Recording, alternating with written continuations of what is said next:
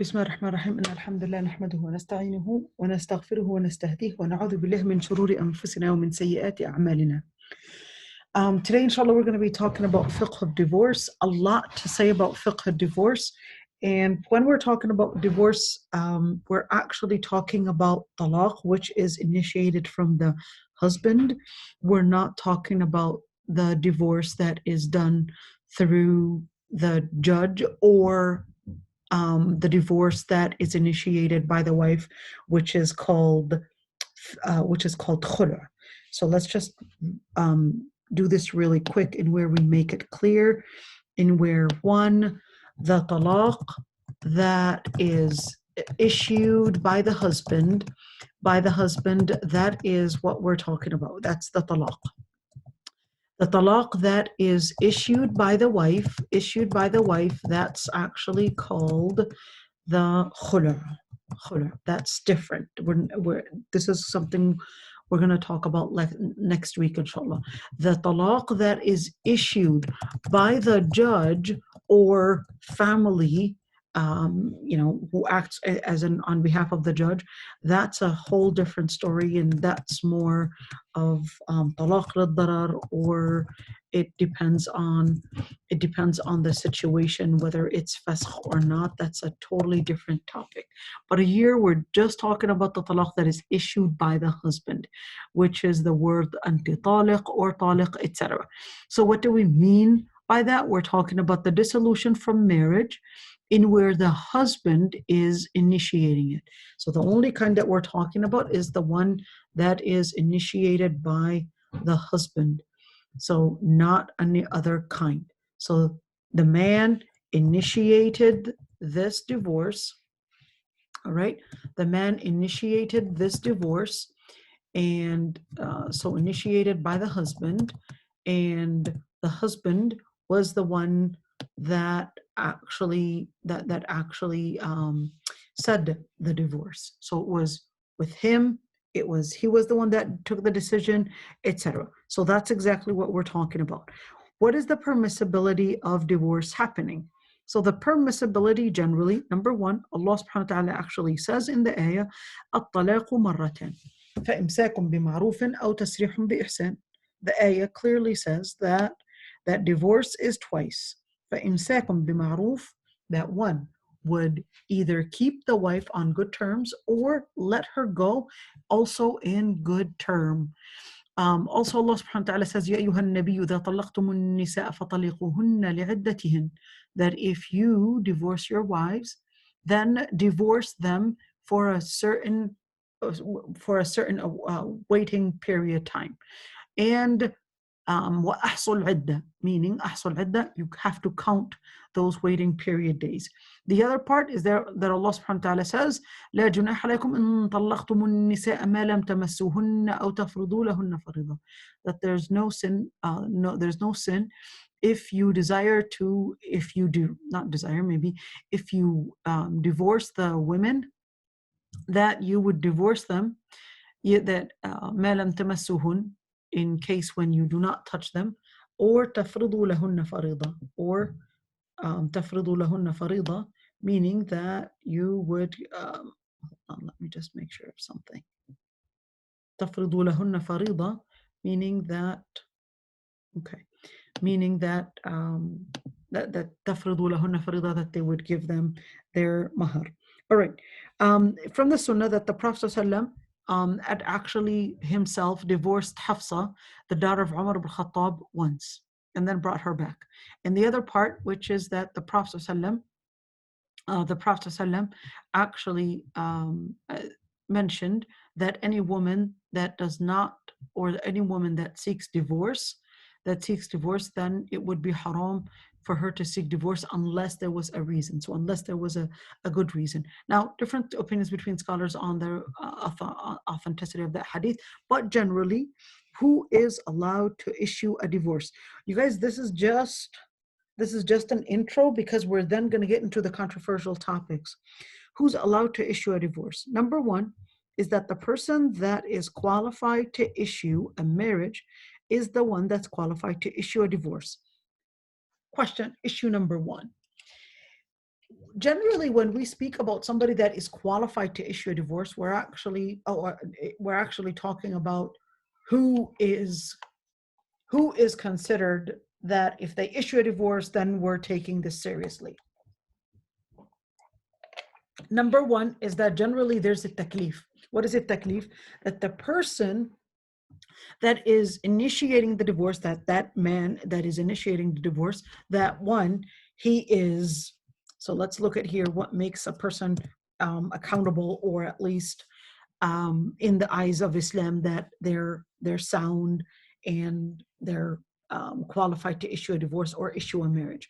Number one is that they're Muslim. So we're talking about a Muslim here, and we're talking about somebody that has reached the age of puberty, and we're also talking about somebody that is mentally sound. And when we say mentally sound, that's where we go in detail. What if somebody is not mentally sound? What does that mean? Let's say somebody has different stages of being aware of what's going on.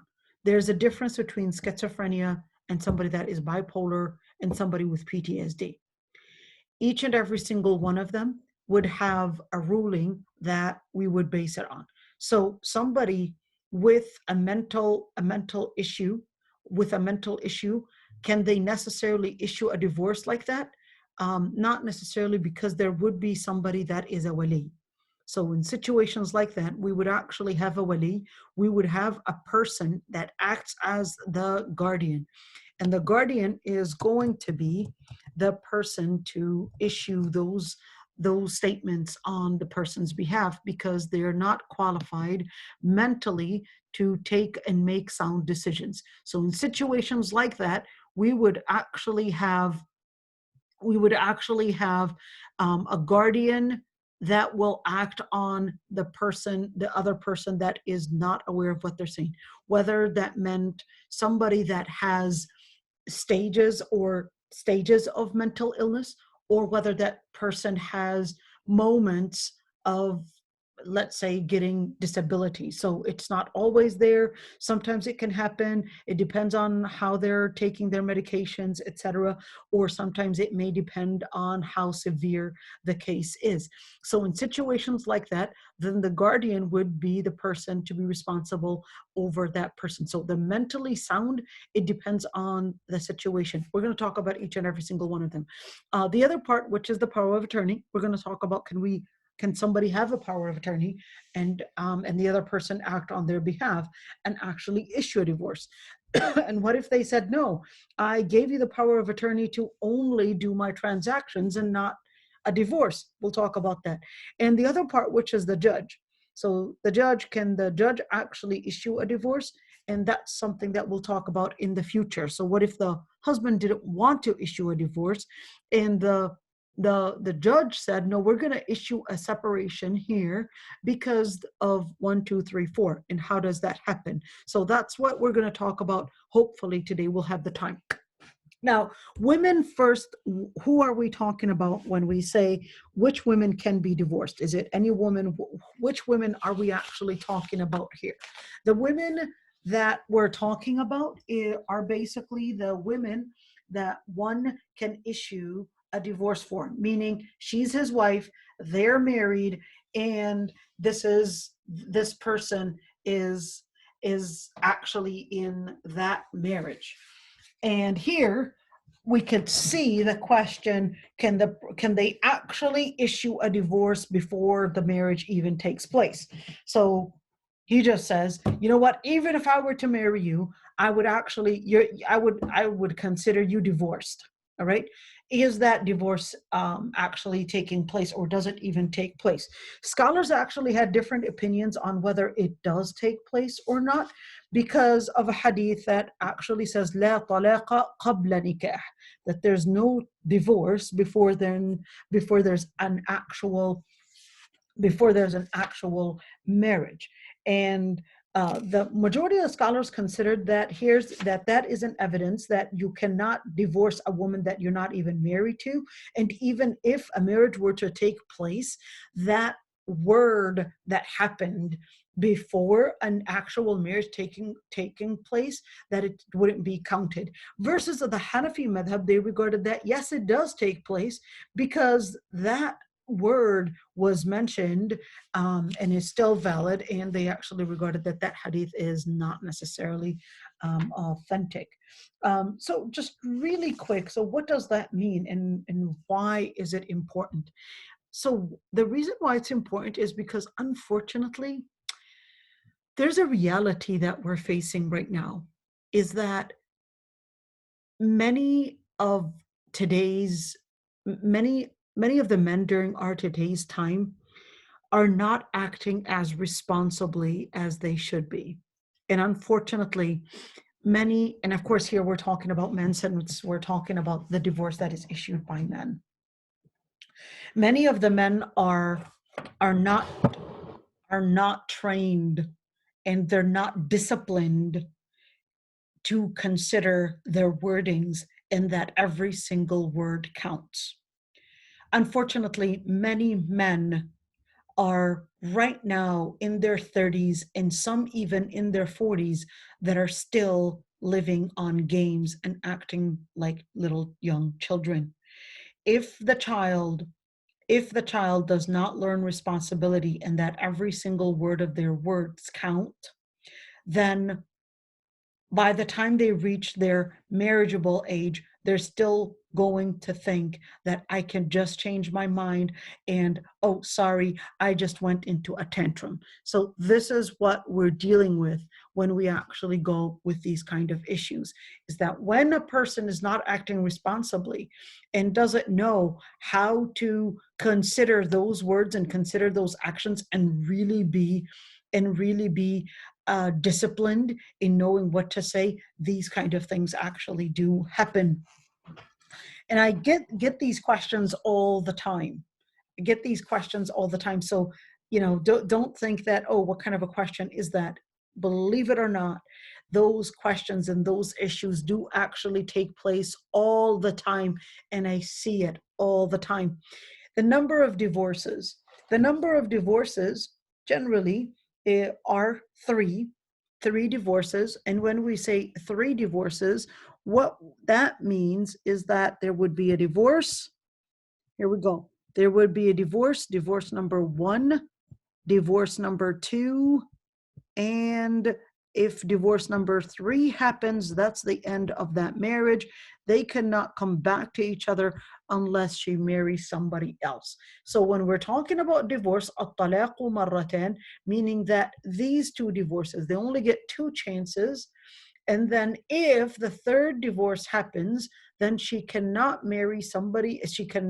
get back to her husband unless she marries someone else. So فإن طلقها فلا تحل له من بعد حتى تنكح زوجا غيره. Then she cannot go back to him unless she marries somebody else. We're going to get to what that means.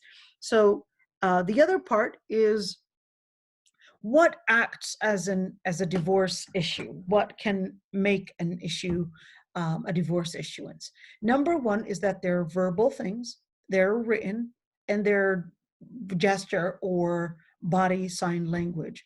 And when we say verbal, meaning that the person verbally and literally said, you're divorced, whether he said it in Arabic, said it in their language, then that means that that person literally said that this is a divorce that he's issuing. A written statement. The written statement we need to make sure that it was really written by him. It can be a text message, it can be a WhatsApp message, it can be through his messenger, etc. And if it's a written statement that was written by him, then this is considered a divorce. And it is very important to mention that ثلاثة جدهن جد وهزلهن جد. 3 things, whether a person is doing it jokingly doing it, or seriously doing it, they're going to be considered as taking place. 1, الطلاق, العتاق, and النكاح. So number 1 is divorce. This is a hadith sahih. Al-itaq, freeing a slave, and finally getting a marriage. So any of these, whether the person jokingly said it or whether the person was serious about it, they're still going to be considered as an issue of divorce or a marriage or freedom. And the final thing, which is a gesture for nonverbal or let's say disabled. If the person is disabled, only if the person is disabled, I should have put a sad face, but only if the person is disabled and cannot use the written or the verbal, and they use the gesture or a sign language, then their divorce, if we know and we ask somebody that is specialized in sign language and they said, yes, this sign actually means that they're divorcing, then that would actually mean that this divorce is issued and actually takes place for a disabled person. The other part is the power of attorney. When we talk about the power of attorney, the majority of scholars did actually accept that that there would be a power of attorney and they can actually put a power of attorney to act on their behalf. And this is actually the opinion for the four different schools. That the scholars that said that no, a power of attorney cannot take place and cannot be considered as a divorce through a power of attorney is Ibn Hazm and the Zahiriyya. For Zahiriyya, and there were some other scholars, but this is just their opinion. And the other part, which is that they considered, these scholars considered that it does take place because they said, well, it is exactly like a person issuing the divorce on his own. The only difference is that the person hired somebody to say it on his behalf. So they said, this is an evidence that proves that the person issued it on their behalf. The other scholars that said that it is invalid, they considered that the person is supposed to issue this on their own because of the sensitivity of the issue, and that you cannot necessarily have a power of attorney. Who cannot issue a divorce?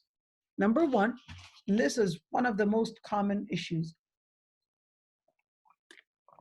غير مكلف, somebody that is not, this is general, somebody that is not in a state of taklif, whether they are too young, whether they are mentally disabled.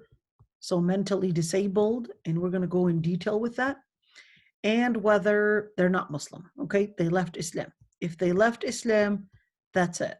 They cannot issue a divorce because the qadi is going to come inside the story and actually say this marriage is going to be separated, and that's basically it.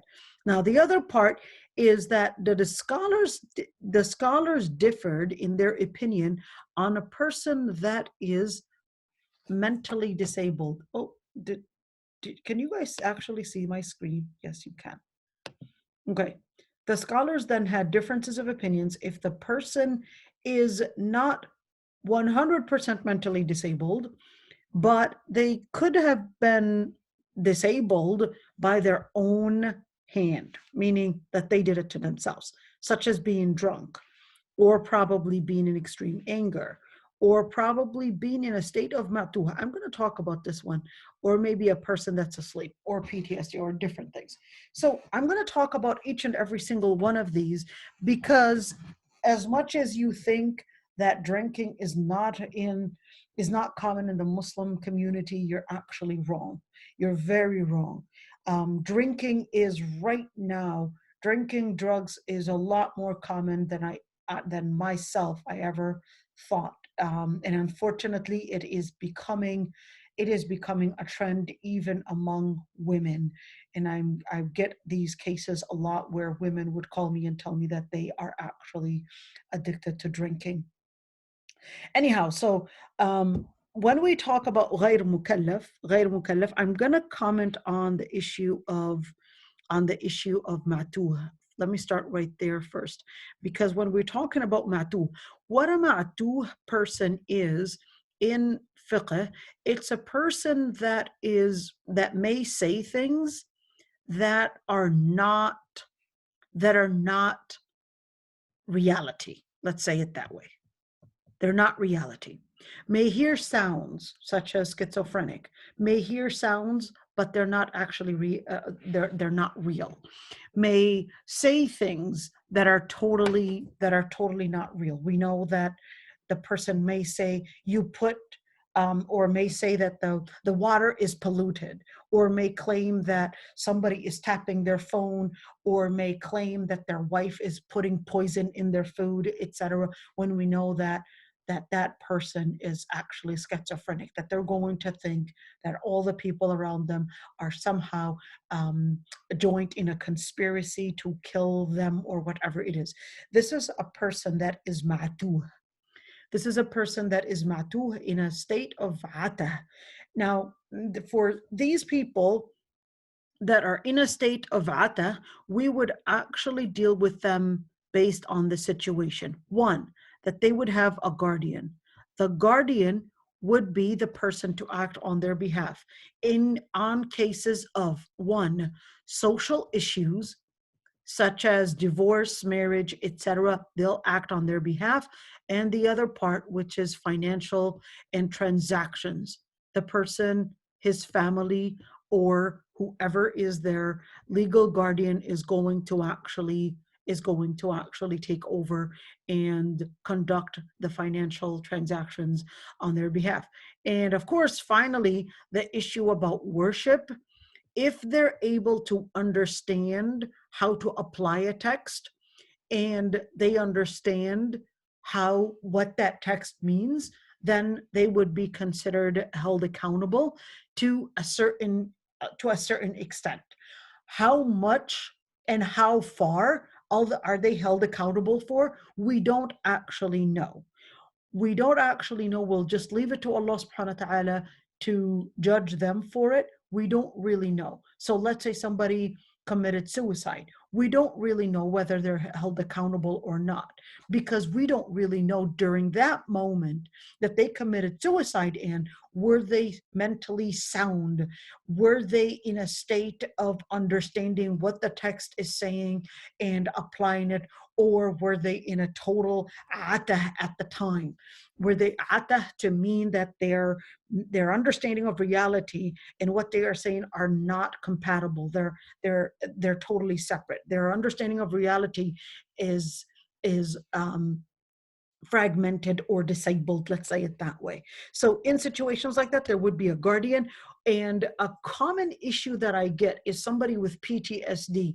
I remember one time getting a case where this Moroccan sister was married to this Moroccan man, and every time they would be sitting together, he's got this extreme PTSD, and he would always ask, did I divorce you? Are you sure I didn't? Did you touch me? Did I wash my hands? And he'll probably go maybe 15, 20 times just to wash his hands, or in total confusion, not sure if he had divorced his wife or not. And she would keep on telling him that no, a divorce didn't take place, but he would still be in extreme doubt. In situations where we're talking about, for example, things like PTSD, or we might be talking about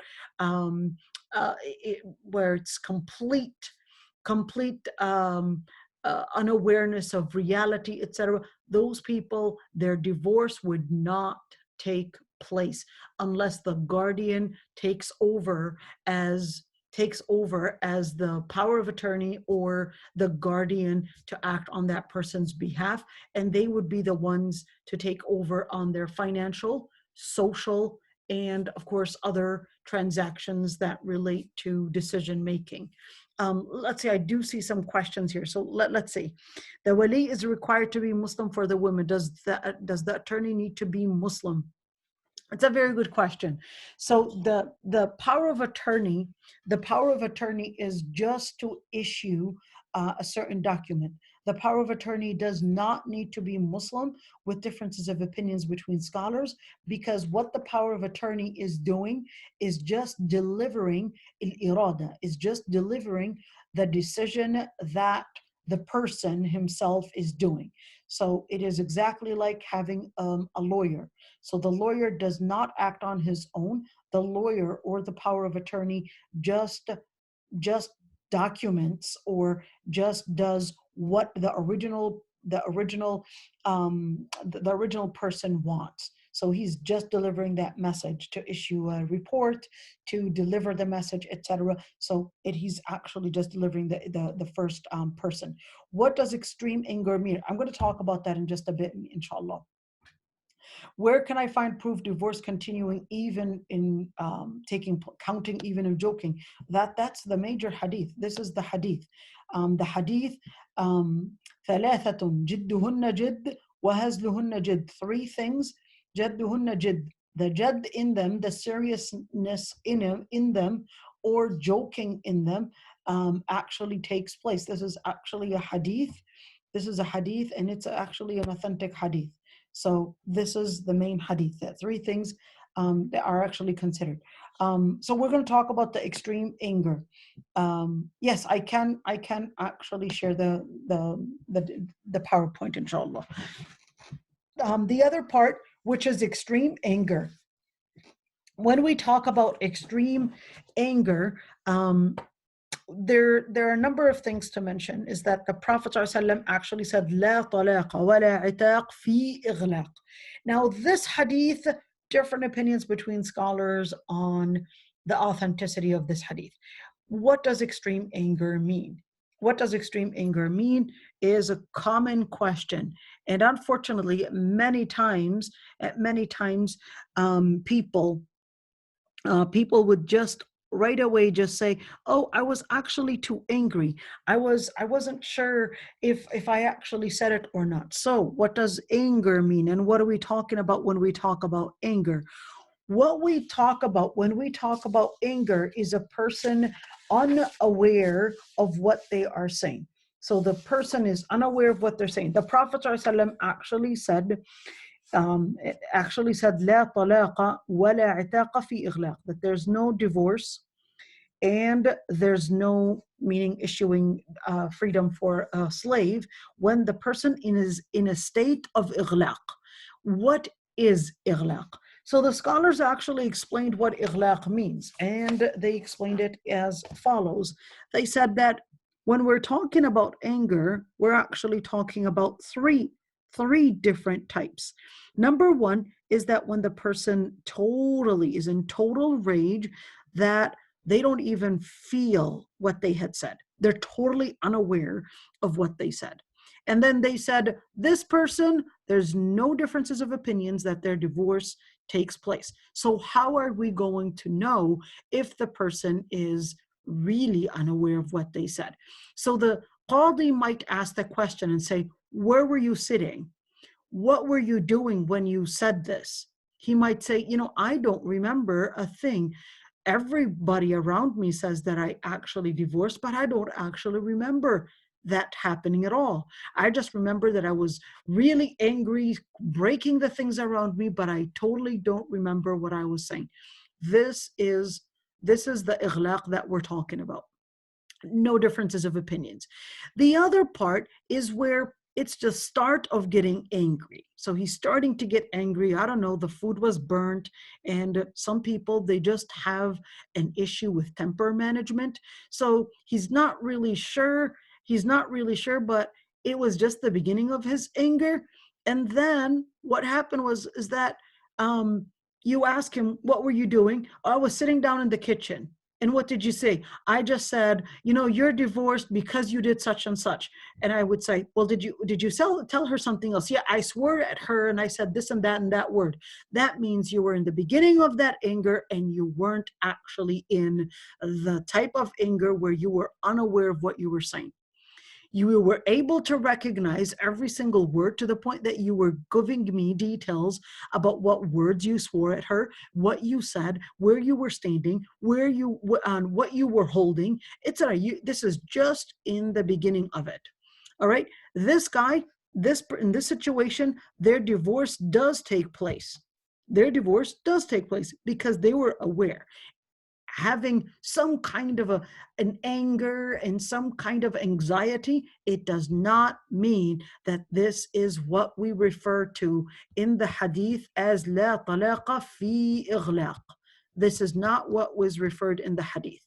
It's not that the person has to be in total tranquility, in total calmness, in order to say, yes, this talaq does take place or it doesn't take place. Number three is that the scholars had differences of opinions on the third type of anger, in where they're not fully unaware of what they said, but they're totally in extreme anger. They do remember what happened. But it just just got out of their lips, and then they really thought about it, like, what did I just say? This differences of opinions between scholars on this, in where is it really considered ighlaq or not. This is usually the most thing that happens. This kind is usually the most that happens, and that's where scholars had differences of opinions. I get a lot of these questions. So I would ask the person, what were you saying? It was like, oh, I said it, and I know that I said it, but I regret it just a second later, because I didn't realize what I had said until it got out of my mouth. This is so common. I know that there are questions out there. I'll get to those, inshallah. You can all write your questions. It's okay, whoever wants to write a question. The other part, which is the person that is in a state of being drunk. Unfortunately, like I said, it is so common. And let me comment on the issue of being drunk for a bit, because unfortunately, I'm starting to see that so frequently.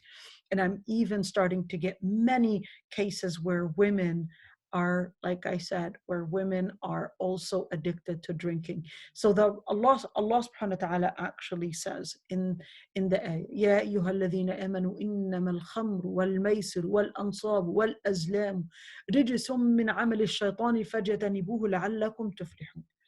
Allah subhanahu wa ta'ala says, talking to the believers, innama al-khamru wal-maysir, that drinking and gambling, wal ansab wal azlam. Ansab wal azlam is just like lottery. Rijsum min amal shaitan. It is an impurity. It is an action of shaitan. It is an action of shaitan in order to bring you and take you into a delusion. فَجْتَنِبُوهُ. And the word فَجْتَنِبُوهُ in usul al-fiqh is even farther, and it is even a lot more, what is the word? It's a lot heavier in telling the person to totally repel than the word haram. Because the word فَجْتَنِبُوهُ, it doesn't mean that you just not do it, but it actually is a farther word to say, don't even get near it. Don't just think that the limit is just to stay away from it, or that not to drink, literally not to drink, but don't even, that area that has drinking in it, a bar, a restaurant that has drinking, a place, people that have this as a habit, a party that has drinking involved, don't be in it. It's actually haram to even be present at that area, even if you yourself are not drinking. Even if it's at another table, you don't belong there. Even if it's at another table, don't even go that area. And in Sahih al-Bukhari, the Prophet ﷺ says, لا يزني الزاني حين يزني وهو مؤمن ولا يشرب الخمر حين يشرب وهو مؤمن ولا يسرق حين يسرق وهو مؤمن ولا ينتهب نهبه يرفع الناس إليه فيها أبصارهم حين ينتهبها وهو مؤمن. That in generally, the person in that state, when they're actually drinking or doing any of these haram things, that they have actually lost a major loss, which is the level of iman that they're in. And the Prophet ﷺ in another hadith actually says, Man shariba al-khamra fi dunya thumma lam yatub minha حُرِمَهَا فِي الْآخِرَةِ. That whoever drinks khamr in this life, that on Judgment Day, Allah subhanahu wa ta'ala would would take it away from them.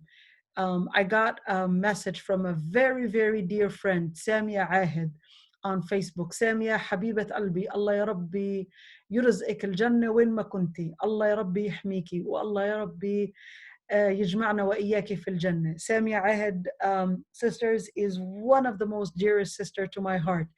A sister that has um, a sight disability, but she has an ability to bring about those smiles to every single person around her. MashaAllah, Hafidh al-Quran, PhD in Islamic studies.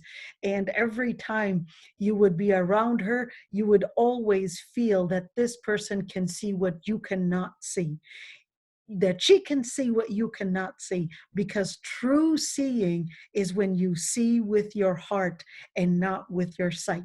And that's why Allah in Islam, they would differentiate between somebody that is al-basira and al-basar. And this woman, نحسبها كذلك يا ربي, with great basira, with great and deep insight. It's even if she's got a sight disability, but great insight. Allah yarda annak Samia, could not ignore her message. Allah yarda annak ya Rabbi. All right, so let's continue. That when we look at drinking, it is al khaba'ith. It is actually the mother, or it is the highest level of any type of impurity that will bring in lots of destruction in the lives and will take away the person's most important gift, which is the gift to think, the gift to see wisdom, the gift to distinguish right and wrong. And once you have disabled that gift, you have disabled the most precious gift that Allah subhanahu wa ta'ala had given you. And in order to stay away from that, you must stay away from all that leads to it. Even if there are people around you, do not be friends at all with somebody that has any drinking habit at all. You can have an acquaintance, but don't be friends with somebody that has a drinking issue. Don't say, I'll give them hidayah. You can give them hidayah, but not every single day that you go into that visitation and be around them, because it is a fitna. All right, let's go on with a drunken person. Is their divorce actually, Allah yarda alayha Samia. Is the person that is a drunk person, does their divorce actually take place or not? The majority of the scholars actually said that a person, even if they are drunk, that their divorce takes place. And they supported their opinion by saying that, well, they're the ones that put themselves in that state, so to consider that as a disability is wrong, because they're the ones that disabled their mind. In other words, it was they who disabled their mind, but they weren't born with this mind disability and where they're not understanding. So they regarded that that's not a disability, it was something they initiated. Yet other scholars, and including some of the Sahaba like Uthman bin Affan, they said no, a person that is drunk, even if they put themselves in a mental disability, meaning in a drunk situation, that that disorder that they put themselves in, it disables their ability to process thinking, and therefore their divorce does not actually take place. And this is actually a very considerable opinion, although I must admit, it's easy to just say, okay, you initiated, or you are the one that caused this drunken situation, and therefore let's just end the divorce, or at least end this marriage because you initiated the divorce. But it's really important to understand that unfortunately, men are not as men as we used to as before, and many people are not acting responsibly. And if we are going to end every single marriage on every single reason, then we're actually not going to have any standing marriage. Unfortunately, there's so much out there that I had seen. Let's see. Here's a question. For my own understanding, where can I find a divorce counting? Even I'm joking. Okay, we mentioned that one. Can someone divorce with timeline? I will divorce you after such and such period. We'll answer that question. Many times, the husband said he will divorce me in anger and come back and said he didn't mean it last year. He was extremely angry with me because I found a message of him telling his friend he was going to divorce me and screamed talaq 3 times after he called his father to see. Okay, we're going to get to that, inshallah. Regarding being around drinking people, what about for a convert and that's her family? How will she manage to visit them? So generally speaking, as much as you can, لا يأكل طعامك إلا مؤمن, for the last question. And for the other questions, we're going to get to your questions. For if the family is drinking, it is very important to also teach them how to respect your faith and how to respect you are trying to grow in your faith and trying to grow spiritually. And it's really important to, just like they expect you to respect their faith, it's very important that you could ask them and teach them how to respect your wishes, and that drinking, let's just put that away, because I would like to talk to you personally and talk to you mind to mind, and I would hate to see you drunk. I mean, even in American or at least European or non-Muslim culture, drinking is still seen as somebody that is not done by a sober person. That's why you could get a ticket and a DWI if you actually drive and drink, and that is considered a felony, even a huge felony, even by law.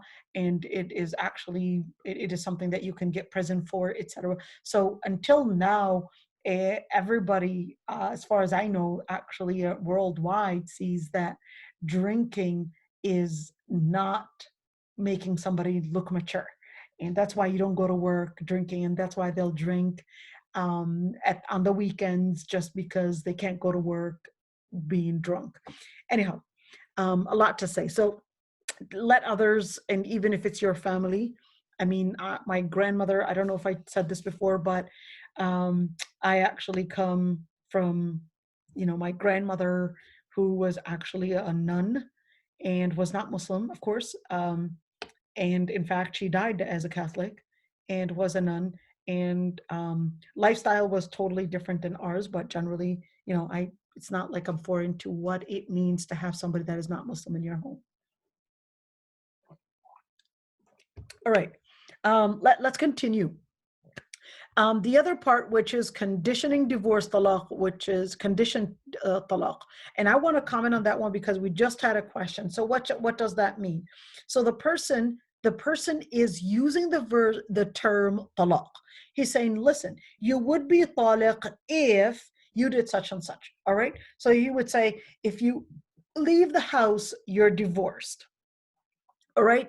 Or he would say, you'll be divorced if you go to your family's house or whatever. All right. So the majority of the scholars considered that if the condition did take place, meaning she really left the house, all right, then they said that this actually makes it a divorce. Because he said, if you leave the house, you open the garage, whatever it is, you're divorced. All right. Majority of scholars said this is a divorce. Other scholars, such as Ibn Taymiyyah and others, they actually said, no, it's not necessarily a divorce per se. And they considered that the person, if the context of their wording would mean, that they're just saying, I don't want you going there. So they just said, listen, you'll be divorced. It was used as a way to threaten the person and not really mean divorce. So some of those scholars, they said, well, if they really wanted to prevent something happening, then that would not be a divorce. And they said that would mean, if their intention, it's not their word, but if their intention was to prevent her from going to her sister's house, family, get out of the house, whatever it is, then they said this would be a kafarat yameen. What does that mean? Yameen let me use this word right here. Okay, pay attention to this one. Yameen is different kinds. What is a yameen? All right, let me do it right there, and I'm going to use this little space so that we could see it. Okay, so in a situation where there is yameen, what is yameen? The person said wallahi, or in this situation he said you'll be divorced if you leave the house. All right, in this situation then we've got three different cases. All right, case number one is that if they actually can afford to pay 10 meals, to make 10 meals for needy people, not family and make a party, but needy people. All right, so make 10 meals for 10 needy people, or clothe 10 needy people. Or if they cannot afford, so only if they can't afford, then in that situation, that's when they would fast 3 days. All right, they would fast 3 days. That's what the kafarat al-yamin is in this situation, according to some scholars. According to some scholars, but not all scholars would agree that that is the case. All right. So, and of course, not every condition is seen as yamin. We're going to talk about that later on. It depends on the context. So if he said, for example, if you cheated on me, you're divorced if you cheated on me, well, that would mean that that divorce actually takes place. All right, if she cheated on him. All right, this is not talking about to prevent somebody. No, there's a difference between to put a condition that if you do such and such, I'll do this, in where you're trying to prevent somebody from doing something, and between saying a different condition. If you cheated on me, then you're divorced. If you did this, not if you will do. There's a difference between saying something that is conditioned on the future, and between something that you're saying that if you cheated on me, and you would consider that if this happened, then this would be a divorce. All right, so not all scholars, like I said, so in situations like that, it depends on what the condition is. And some scholars, so generally, to recap right there, majority consider that if the condition happened, that this would be a divorce. She leaves the house, simple, she's going to be divorced. Ibn Taymiyyah and other scholars said that no, it depends on his intention. If he meant with that intention to prohibit her from doing something, then if she does do it, then the man will just pay kafarat al-yamin. But if she doesn't do it, well, there's nothing on it anyways, all right, because she didn't do it. All right, now, but this is not in every single condition. We're going to go in further details in just a bit. I forgot to mention some other notes right here, I believe, right there, which is a person that is asleep. I forgot to mention that one. A person that is in a state of a coma, of course, they don't divorce. But what if the woman was harmed? This man has been in a coma for 6 years, 3 years, whatever it is, and they're not really sure whether this person's ever going to heal. And the woman said, I can't handle this because I'm not sure how long it's going to take. Then the qadi, the judge, will issue a divorce on this person's behalf. The other part, which is somebody that is asleep, if a person that is asleep and they issued a divorce and they were not aware of what they were saying, it was during their sleep, during a dream, etc., then the divorce does not take place, even if they did it during their sleep.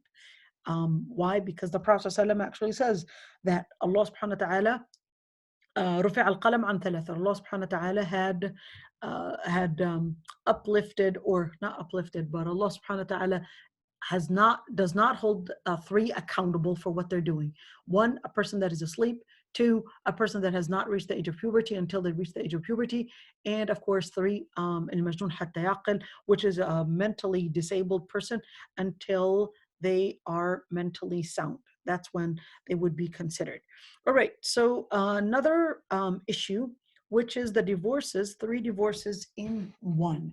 The man, and this is so common, at least I find it more in some cultures than others. I find it more in Arabic cultures and Somali cultures than other cultures. They would say you're divorced 3 times. That's the easiest way to get angry at a woman and just say, hey, inti talaq bitalat. This is very common in Arabic culture as well.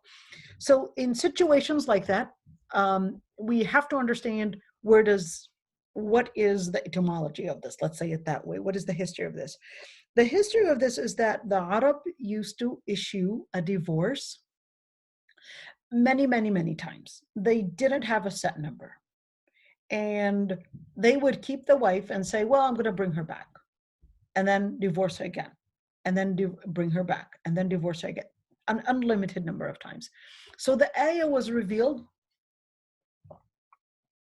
وَلَا تُمْسِكُوهُنَّ ضِرَارًا لِتَعْتَدُوا. The ayah was revealed, and don't keep them, meaning hold them, meaning keep them in a marriage just to harm them and not actually have them move on with their life. In situations where the man issues a divorce and says, you're divorced 3 times, all put together, one word, all of it, and just says, inti talaq bithalath, you are divorced 3 times. Scholars actually had differences of opinions. Number one is that majority of scholars actually said that the 3 do actually take place 3. So if he said by 3, there it is. It's 3 divorces. Well, he issued it 3 together. He wasn't supposed to do that. Too bad for him. He should have taken a break and actually thought about it. This is the majority of scholars. Yet another group of scholars, they said, well, when we look at the legalization and the legal maxim, when we look at the maxim as to why divorce was made into 3, then we would understand the whole concept of wanting to do that at separate moments is because Islam wanted the person to take 3 different times and not rush things.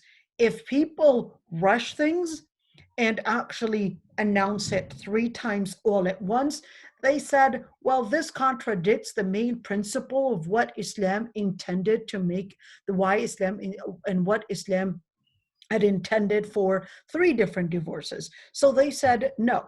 Whether he said talaq, talaq, talaq 3 times put together right away, talaq, talaq, talaq like that, or whether he said you're divorced 3 times in an angry voice like that, then they said that would only be considered as 1 divorce, period.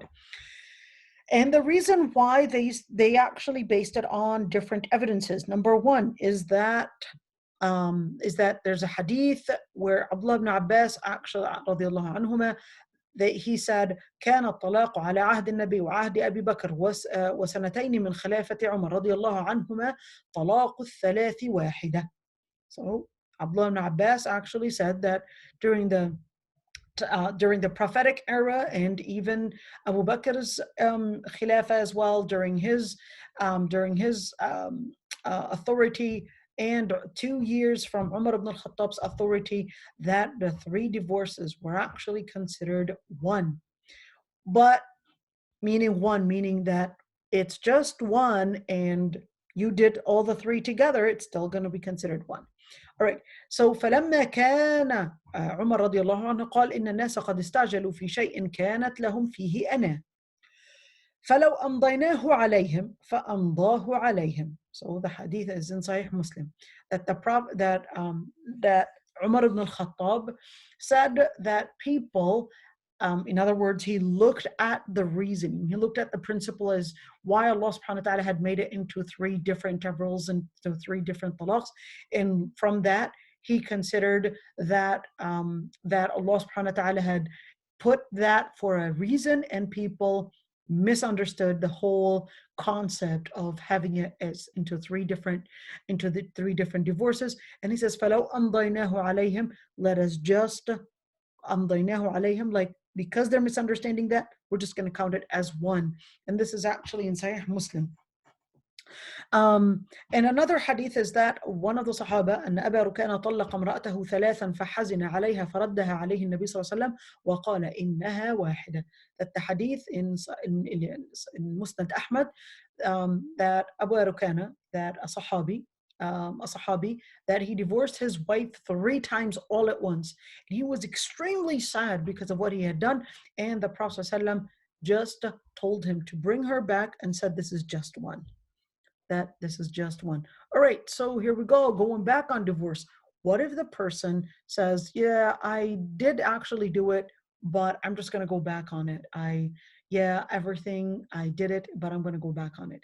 If the divorce happened with complete awareness and it didn't happen where the person said they're all 3 together or said طالق طالق طالق, the person cannot go back on it. Why am I saying this, or why are we saying this? Number one is that in a situation where, I mentioned those times when the person may not be in complete awareness, such as a person is drunk, a person is under compulsion, somebody forced him to divorce the wife, and scholars would go in detail. What if compulsion meant, he wanted to issue documents for his second wife? And with this secular system, they're saying, well, if you need to issue a document for your first wife, for your second wife, you would need to divorce the first wife.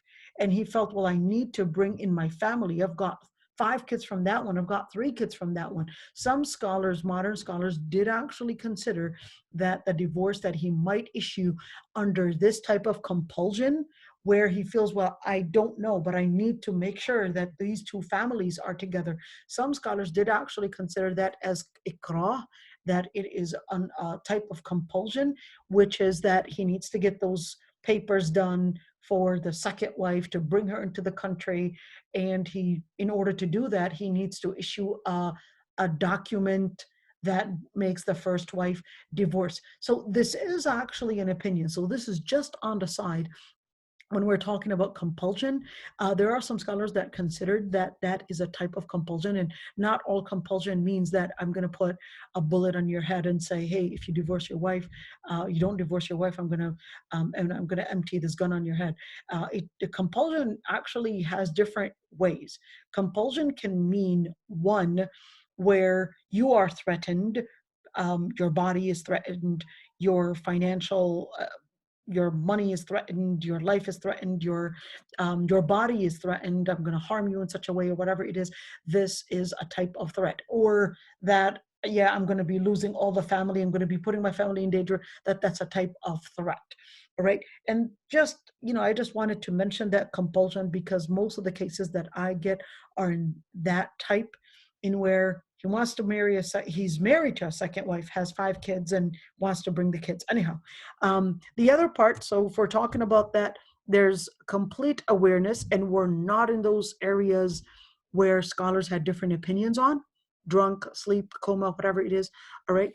And the person did it separately. So the person did, he said, you're divorced. And then later on, a few days later, he said the same thing. And a few days later, there's no way to go back on that. You were supposed to consider things better. All right. And unfortunately, this is so common. This is so common that I get. And just think that, oh, I could just do many divorces and I could just regret it and say, oh, I lied about it. I was angry and I made myself like I was unaware of what I said. Allah subhanahu wa ta'ala will hold you accountable. And when the questions are asked of how angry you were and what did you intend with that? Did you really mean that she would be divorced, or what was your intention behind it? The person is going to be held accountable, and the relationship could be zina. You can fool the qadi, you can fool the mufti, but you cannot fool Allah subhanahu wa ta'ala. All right. Making an oath by using the word talaq. So let's say he made a word, okay? And he said, you'll be talaq if you leave this door. okay? Or you're taliq if such and such happens, all right? So generally, if it took place, nothing of that person, all right? So if you're divorced, if you eat this cheesecake or you go to your sister's house, whatever it is, although it's such a bad habit, I must admit, it's it's a very bad habit to use the word taliq. You know, my fiqh professors, Allah yarda anhum, would always teach. Of course, we studied in a mixed setting, so we had guys study with the girls in mixed settings in Kulliyat al-Sharia. So we had the guys in front of the girls in the back, but the guys and the girls were there.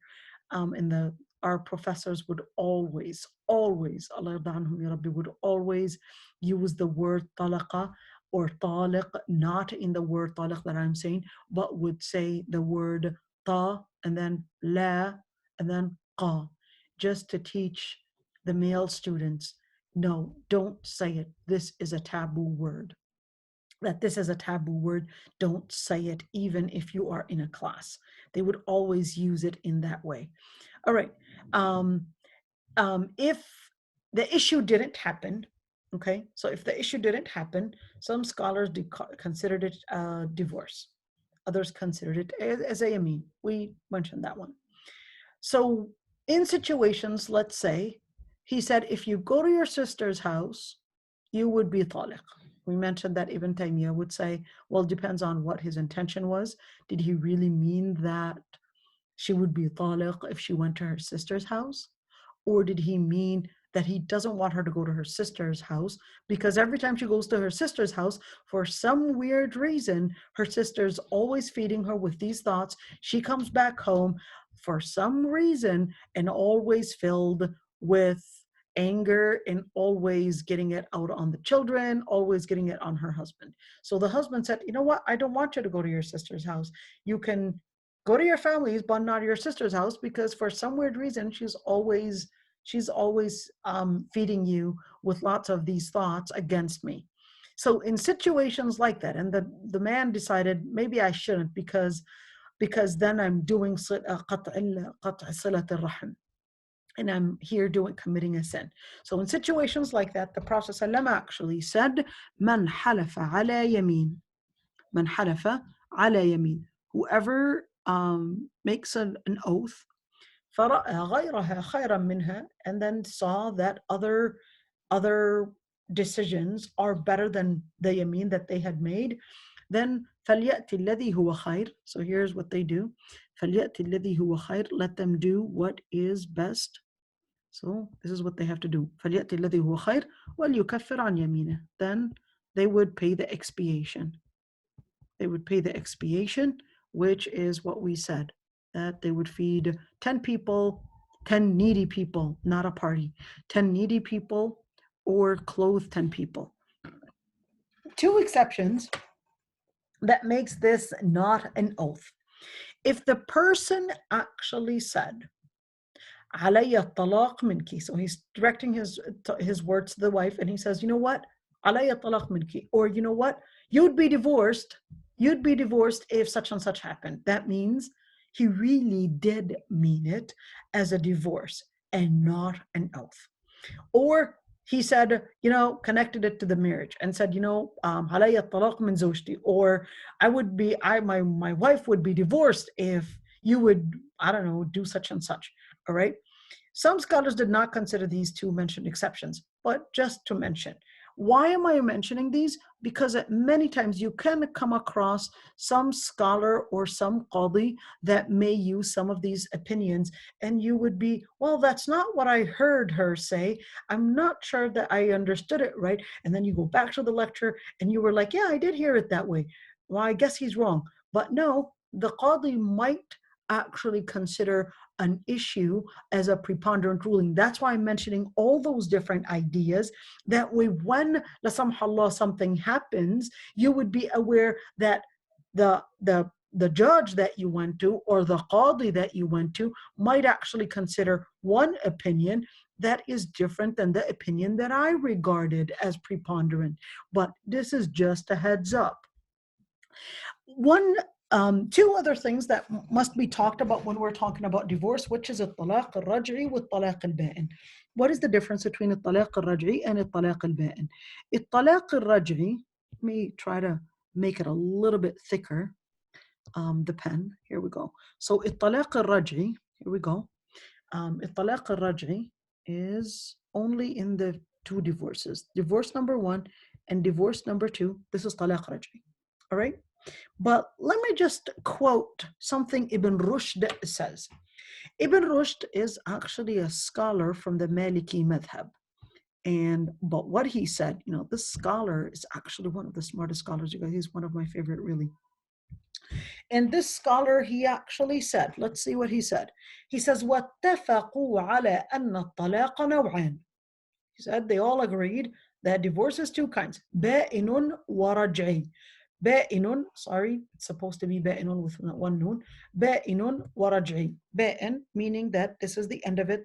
It's irrevocable. You can't come back to it. All right. There's no way that you can irrevoke or cancel that divorce. That's it. And رجعي. رجعي meaning that it's revocable. So they can come back to it. وأن الرجعي هو الذي يملك فيه الزوج رجعتها من غير اختيارها. So the raj'i, the one that is revocable, meaning that they decided let's cancel the divorce. All right. But the word revocable, by the way, it doesn't really translate raj'i. All right. Although in a lot of the translations, they'll actually translate the word the raj'i as revocable. It's actually not a right translation, because the word revocable actually means to cancel out a divorce or cancel out an agreement or any type of a contract. But irraj'i doesn't mean that you are canceling out that divorce. But it just means you're going back on it, but it will still be considered as a valid divorce, and it will still be considered in that marriage's record. All right? It will still be considered in the record, but you're just putting, let's say, reconciling that marriage, putting it back together again, but it does not mean that, oh, right, as if it didn't happen. Nope. It can't happen as if it didn't happen. There's no such thing. All right? All right. وأن الرجعي هو الذي يملك فيه زوج رجعتها من غير اختيارها. That raj'i, so in those divorces, let's put it right there. I'm going to draw this map right here. So this is divorce number 1. All right? And in divorce number 1, as long as it's divorce number 1 or divorce number 2, it's actually going within this. All right? And in divorce number 1, there's the waiting period. And in divorce number 2, there's the waiting period. As long as it's within the waiting period, it's going to be considered as raj'i. So he can bring her back. And guess what? He can actually bring back the wife even if she doesn't want to. All right? He has the ability to bring her back because he initiated the divorce. He can say, no, I go back on the divorce, or at least, no, I'm going to bring my wife back. What if she doesn't want to because he's harming her, he's harming her in different ways? Then that's a different window. That's a different window that we go through, in where because of harm, she can go to the qadi and say, well, I'm initiating a divorce because I'm actually being harmed, because he's constantly swearing at me, he's constantly beating me, whatever it is, he's not paying enough, we're barely having food, etc. Then that's a different route. It's a totally different exit. Here we're talking about another exit. So it doesn't mean that, oh, she doesn't have a right to say, no, I don't want to because of harm. No. This is not true. Please do not misunderstand it. This would be true if we're talking about no harm and the wife is not complaining of harm. The wife is a divorce happened and she didn't talk about harm. If she's talking about harm, then she has to go through a different window. All right. وَأَنَّ مِنْ شَرْطِهَا أَنْ يَكُونَ فِي مَدْخُولٍ بِهَا. So this is talking about a woman that her marriage, number 2, has actually been consummated, meaning that this man and this woman were in an actual marriage where intimacy already had happened, even if we're talking about once. If intimacy never happened, then this would be a talaq ba'in. If intimacy never happened and he issued a divorce, even though they never had sexual intercourse, then that would actually mean that right away he cannot bring her back, and that this would be a talaq ba'in. This would be an irrevocable one. And in order to go back and get married to this woman again, he would need to have a new marriage contract. There is no waiting period for this woman because anyways, he didn't actually have, he wasn't intimate with her anyways. All right. وإنما اتفقوا على هذا لقوله تعالى يا أيها النبي إذا طلقتم النساء فطلقوهن لعدتهن وأحصوا العدة. All right. So the reason why they all agreed on that, so all scholars agreed on what I just read because of the ayah. And here we go. Let's continue the other part, some important information that we need to talk about. And here we go. So the other part, which is a talaq al-ba'in. So which is what this is. So what is a talaq al-ba'in? Now here we're talking about 2 kinds. We're talking about when they can bring her back and when they can't bring her back. In other words, they have a different route to go through.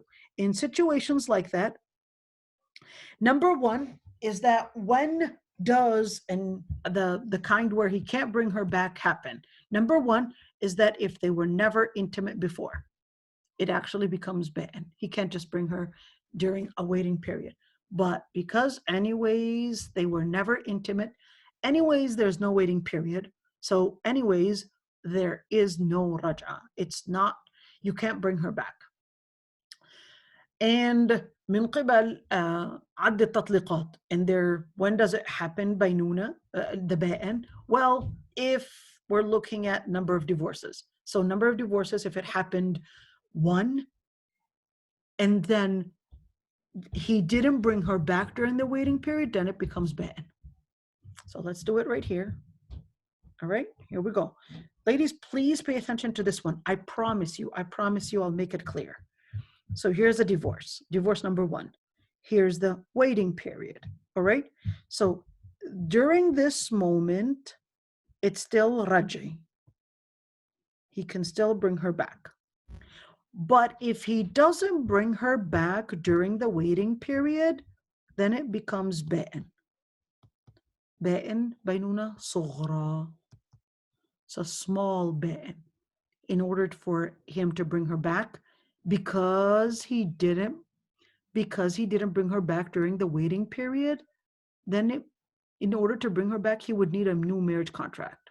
He would need a new marriage contract, a new mahar, and if she accepts to go back, she accepted. But if she doesn't want to go back, or her family refuses that she would go back, too bad.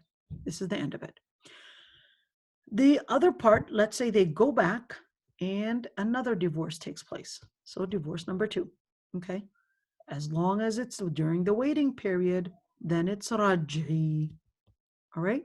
But if he didn't bring her back, all right? If he didn't bring her back and during the waiting period, then it becomes ba'in. And again, sughra.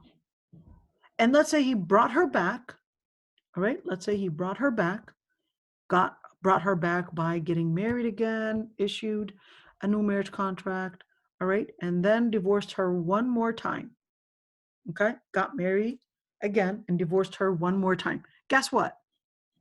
There is a waiting period, but there is no raj'a. So this is where it becomes ba'in, and this is the only time it's kubra. where he cannot go back to her ever unless she would marry a different man. All right. Any questions on that one? This is extremely important. This is extremely important. So you could see it right here. So the only times, let's continue reading this.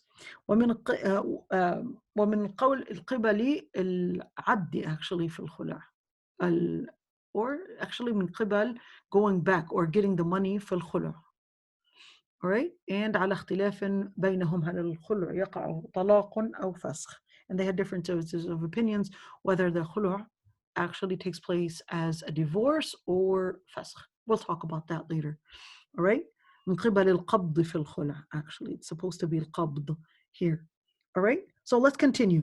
When does a talaq, let's go over here. When does the ba'in baynuna kubra happen?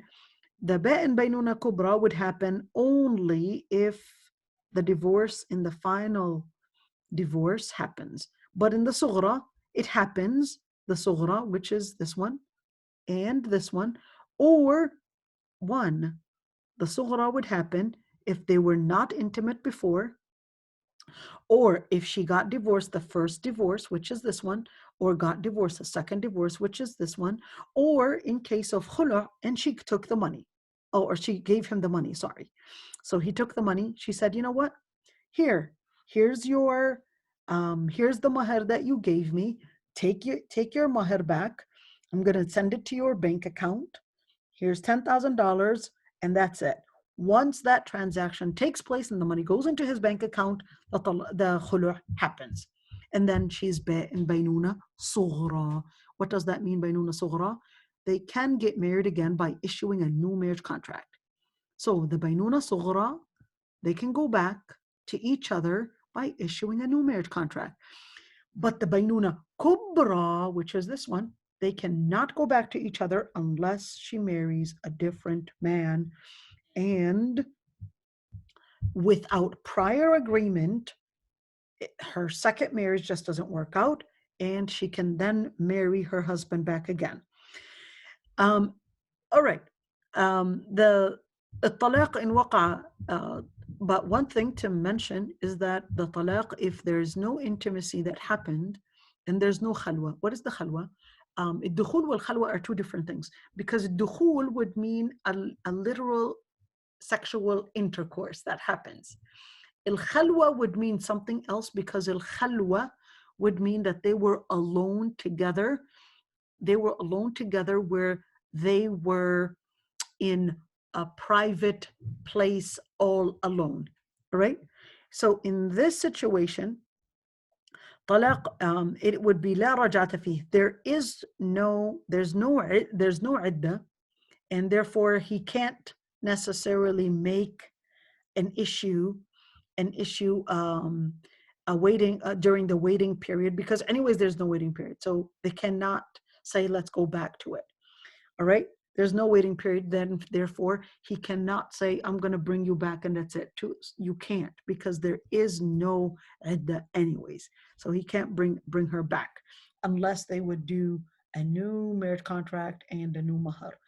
Yet after, if they were together alone and in a private area, and before they were intimate, there was no intimacy, but they were alone, they had probably done some foreplay, but they weren't intimate.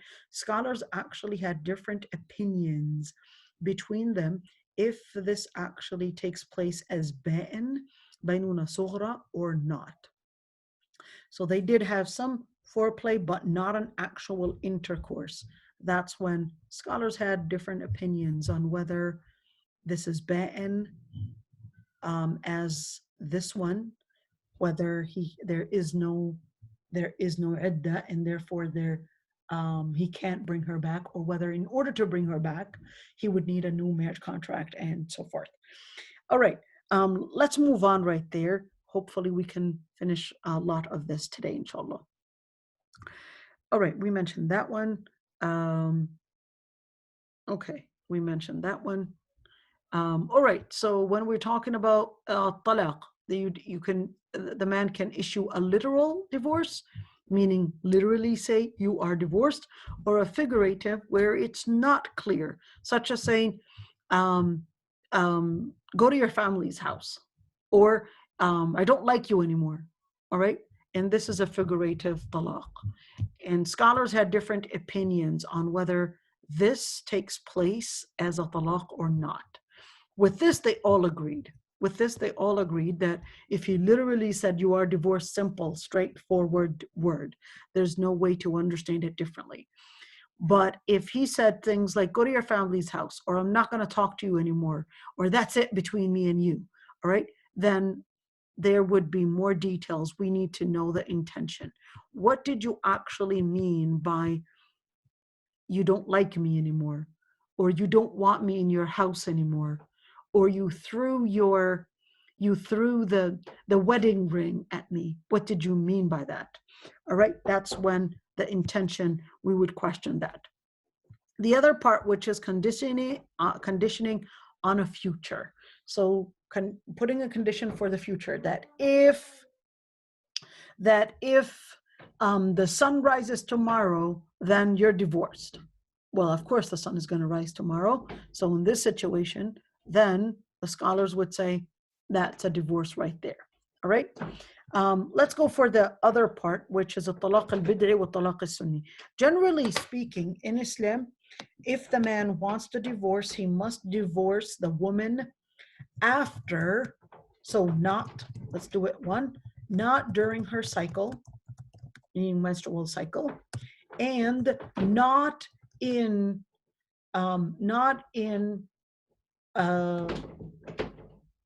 a situation where she is free from cycle,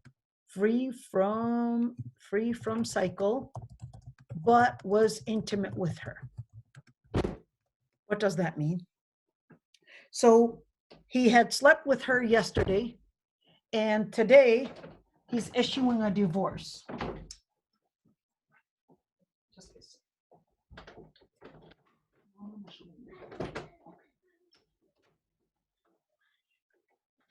So in such a situation, this is actually called الطلاق البدعي. الطلاق البدعي would mean that it is not the sunnah. It is not the sunnah, or to divorce a woman during her cycle, or in a situation where it will make it longer on her to of course count her iddah. It would take long. It would be too long for her. So this would be a talaq al-bid'i. With talaq al-sunni would mean that he would wait when she gets her cycle, and then after she finishes her cycle, and then if he wants to divorce, then go ahead and divorce if there is a reason to divorce. All right, and if there's no reason to divorce, then that would be talaq ta'assufi. If there is no reason to divorce, and what we mean by there's no reason that is related to her deen. She's good in her deen, she's good in her health, mashallah. She's good in her aql, she's good in her mind. It's not like she's got a disability. She's good in her chastity, and she's a good woman generally, and she's, and even with the man, at least for the man, the money is where the woman has the right to say, I don't want this marriage because he's financially not able. So these are just fast issues. So when we're talking about talaq sunni, now scholars had different opinions if the husband divorced her wife during her cycle. In Islam, of course, Islam actually considered that would be haram to divorce a woman during her cycle, because of the fact that a woman is going through all those hormonal changes, and that anyways, when the woman is going through hormonal changes, the tantrums, the temper issues that she's going through is definitely going to affect the husband. So Islam actually considered that a man cannot divorce a woman during her cycle. Scholars then had differences of opinions on whether that divorce, whether it does take place. Then they had differences of opinions on whether that divorce does take place. Does it take place? or whether it's invalid, meaning that that divorce doesn't take place and the man is just at sin. All right, they had differences of opinions. So it depends on the sheikh that you're going through and the qadi that is looking into your case. They might consider these issues and they might say, yeah, it takes place, or they might say it's invalid, or and the person is at sin only. That's when they said if it's talaq bid'i or talaq sunni. Next week, inshallah, we'll be talking about al-khulu', a lot to say, but let me go through some of the questions here. If the first divorce he came back and not doing new marriage contract, just back like nothing happened because of lack of knowledge, and I just consider he was angry at the time. So no, if he wants to go back, he must announce it that he's going back on this divorce, and he must announce it to witnesses to witness that yes, he's bringing his wife back.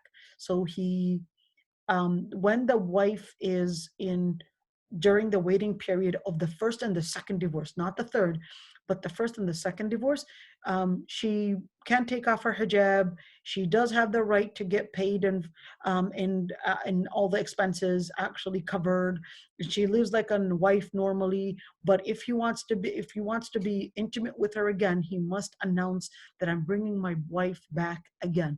And differences of opinions between scholars whether he has to do that before being intimate, or if just being intimate and with the intention that that's it, I'm going to bring my wife back, that makes that as a raj'a itself, meaning he's bringing her back. So should the divorce be announced to witnesses too? Whether it was announced to the witnesses too, whether it was announced or not, in the end, is considered on the record in that marriage. Record does not have to be written. It doesn't have to be written whether they wrote it or not. In the end, it is considered. So whether you went and put it in some kind of a mahkama or a court or whatever it is, that's not what makes it considered or not. What makes it considered is if it actually happened or not. So if the husband issued to mean said your talaq, that's going to be considered, regardless of whether you went to document that or not. It's still going to be considered. Let's see the other questions. Regarding a divorcee, does her family have any saying on her going back to her husband? If her and her husband want to go back, because I remember the Prophet ﷺ corrected a Sahabi stopping his sister to go back to her husband. Well, number one is that it depends if this is a revocable or an irrevocable divorce. So does her family have the right? Generally, the ayah, and this is called Adl al-Wali. What you're talking about, Zainab, is actually called the Adl al-Wali. Let me write it down right here.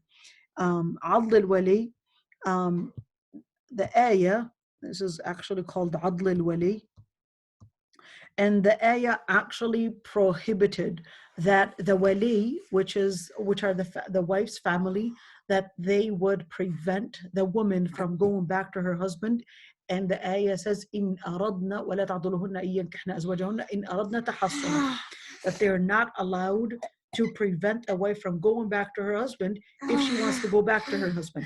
So in case of talaq,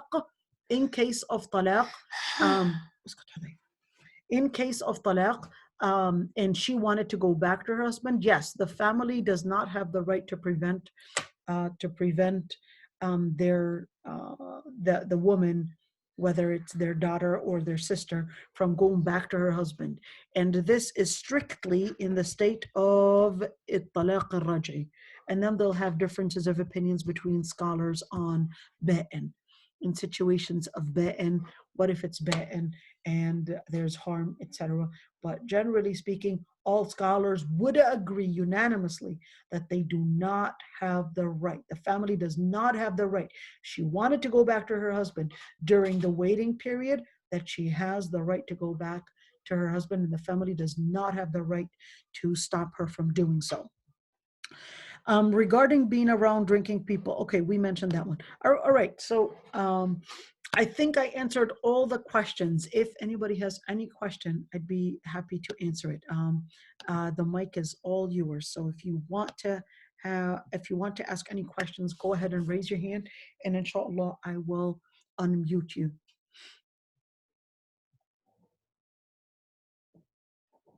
All right, looks like there's no questions. We'll see you all. Let me see. That's Monday. Monday? Yeah. Monday? I forgot what it was. Yeah, but we'll see you inshallah all. And assalamu alaikum wa rahmatullahi wa barakatuh. Oh, here's a question that popped up. Barakallahu fiki wa fika. Allah yarda annak ya Rabbi Zainab. All right, assalamu alaikum everybody. قولهم مع السلامة. السلامة. قول السلام عليكم. عليكم. قولهم شو اسمك. شو اسمك؟ لا أنت قولهم شو اسمك. Sorry you guys, this is my autistic son, so I told him tell him what your name is, and he says what is your name. قولهم شو اسمك. أنت شو اسمك. أنا اسمي حذيفة. قول أنا اسمي حذيفة. أنا اسمي حذيفة. شاطر حذيفة. هم مسمينك حذيفة. الحب جميل. الحب جميل. Okay. Go ahead, sister Zainab. السلام عليكم حذيفة.